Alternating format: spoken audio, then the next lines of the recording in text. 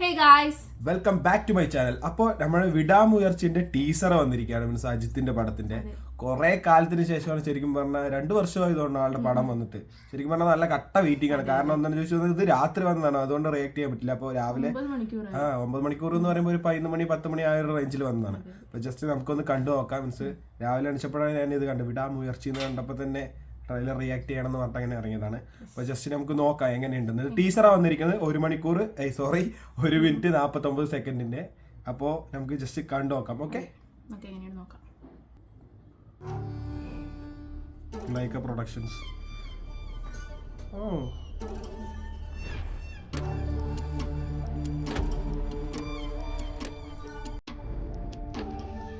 നല്ല മ്യൂസിക്കാണ്. അനിരുദ്ധല്ലേ?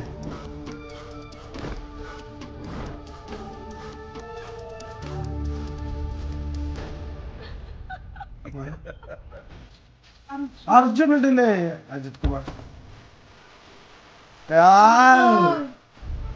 നോക്ക് മ്യൂസിക് ദൃശ്യമുണ്ട്.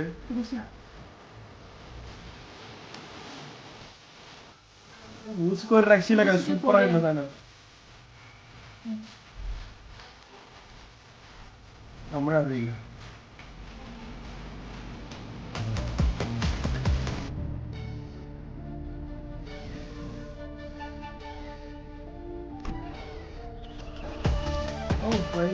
അനിരുദ്ധ്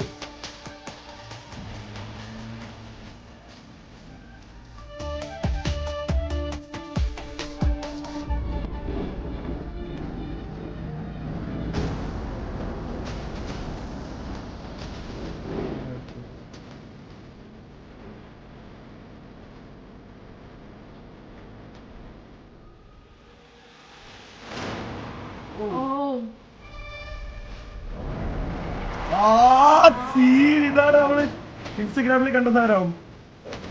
ഓ വിടാമുയർച്ചി.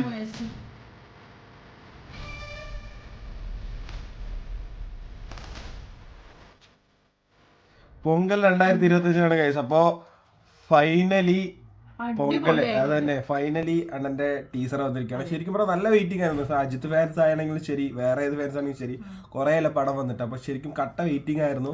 സാധനം മറ്റേ ആക്ഷൻ സീക്വൻസ് മീൻസ് ആ ചേസിങ് വേണ്ട സംഭവം വന്നിട്ട് നമ്മുടെ ഇൻസ്റ്റഗ്രാമിൽ അത് ഷെയർ ചെയ്ത സാധനമാണ്. ഇത് വേറെ ലെവലാവും തോന്നുന്നുണ്ട് സംഭവം വന്നിട്ട്. അതന്നെ മ്യൂസിക് ശരിക്കും വേറെ ലെവലായിരുന്നു.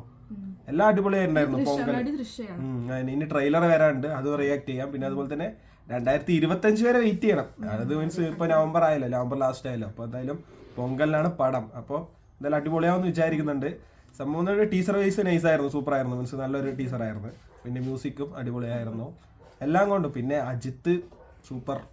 ഗൈസ് അപ്പോൾ അടുത്ത ട്രെയിലറുമായിട്ട് വരാം.